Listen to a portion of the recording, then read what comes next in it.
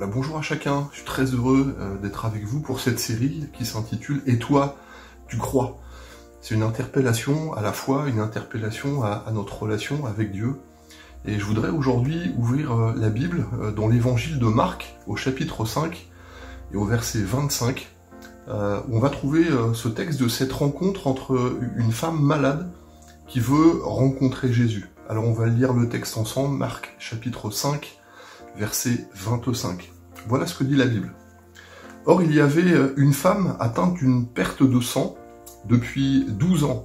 Elle avait beaucoup souffert entre les mains de plusieurs médecins, elle avait dépensé tout ce qu'elle possédait, elle n'avait éprouvé aucun soulagement, mais était allée plutôt en empirant.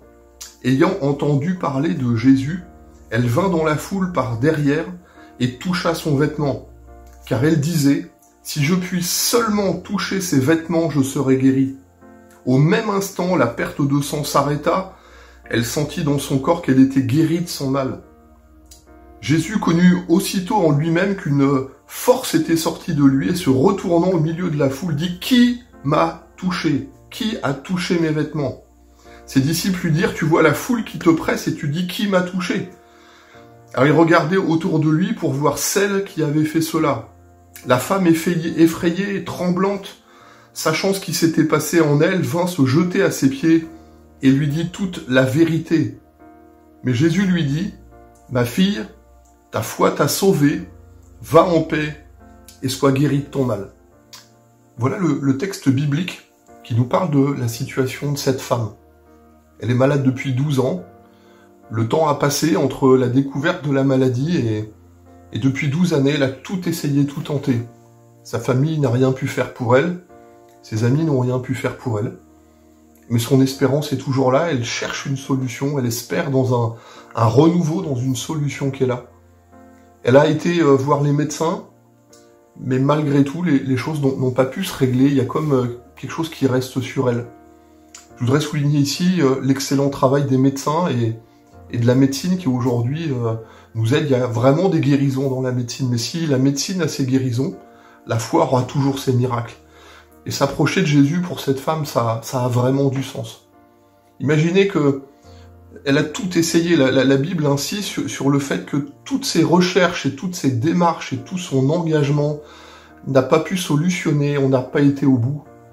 Je voudrais vous interpeller, peut-être dans votre vie, vous avez tout essayé dans une relation familiale où, voilà, un jour, un défi, un problème, il y a eu une incompréhension, puis les choses ont duré, on a tout essayé, on a essayé de se rassembler, de discuter, de dialoguer, pourtant on sent que le problème demeure et on est toujours peiné, puis même au contraire, à force de vouloir essayer de résoudre par soi-même, vous savez, tous ces petits coups de pouce qu'on essaye de donner, les choses n'ont pas réussi à se solutionner.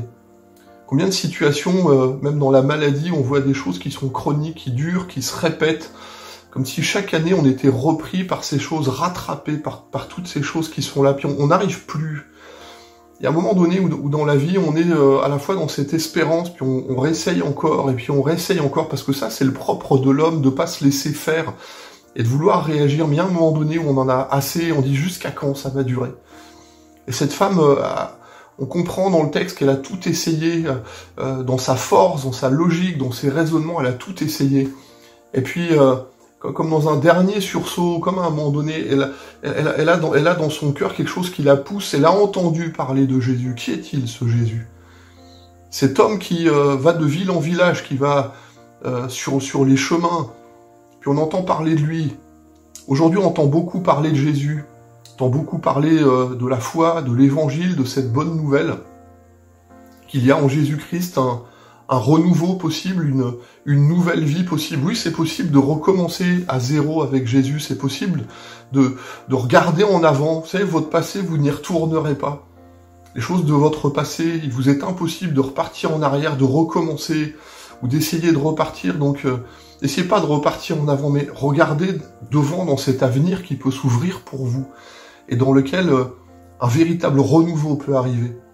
Cette femme, dans son cœur, elle a entendu tellement de choses de la part de Jésus que dans cette foi qu'elle a dans son cœur, il y a quelque chose qui grandit. Si je peux seulement toucher le bord de son vêtement, je serai guéri.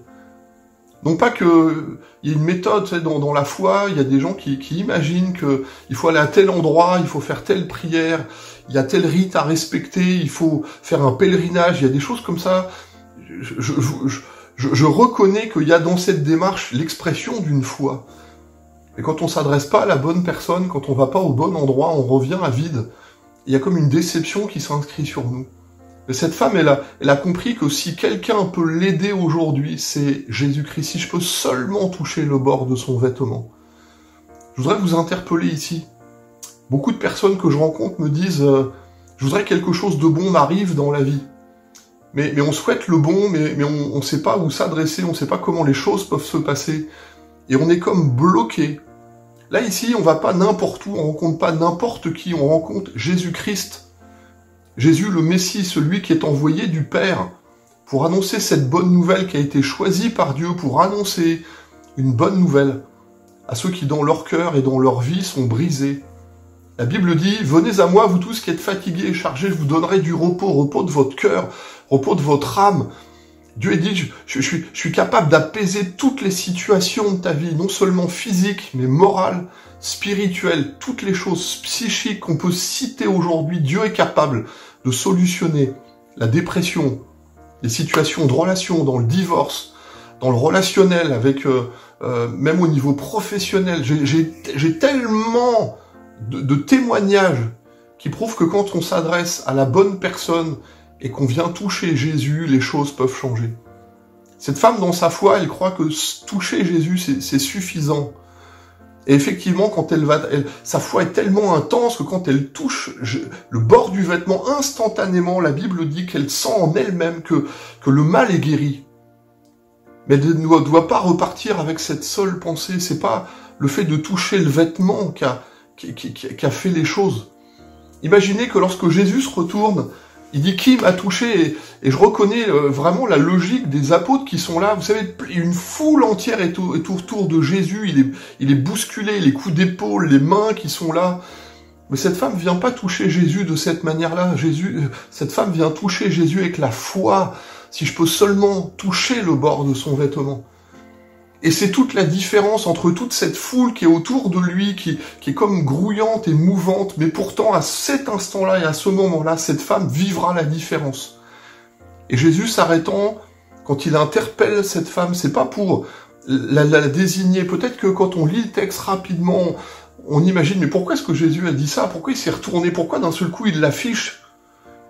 Mais c'est parce que cette femme doit comprendre que ce qui a fait la différence dans sa vie, c'est la foi. Et la Bible dit, ma fille, ta foi t'a sauvée.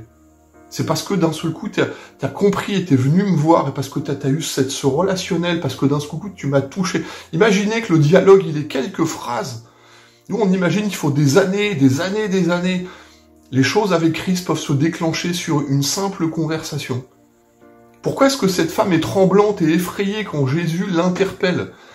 Mais parce que dans la loi et dans la tradition et dans l'organisation sociale, une femme malade ne peut pas se mélanger aux autres. Quelqu'un qui est malade doit être confiné, doit rester, doit être séparé pour ne pas communiquer son mal. On imagine à l'époque, et on croit au moment où ce texte est écrit, que quelqu'un qui, à un moment donné, vit comme une infirmité qui ne se guérit pas, doit être séparé du reste du peuple. Il y a comme une interdiction de se mélanger aux autres. Imaginez qu'elle est non seulement malade, mais qu'il y a comme une double peine de séparation et d'interdiction d'être avec les autres. Et lorsque ce jour-là, elle se mélange à la foule et qu'elle vient toucher Jésus, ce qui est pour elle quelque chose qui va la sauver, c'est qu'effectivement la foule est là, ne la voit pas, on la laisse, c'est comme ce miracle de la foi où cette femme, elle arrive d'un seul coup à passer toutes les barrières qui fait que tous les interdits qu'on a mis sur sa vie peuvent être dépassés. Elle vient toucher Jésus.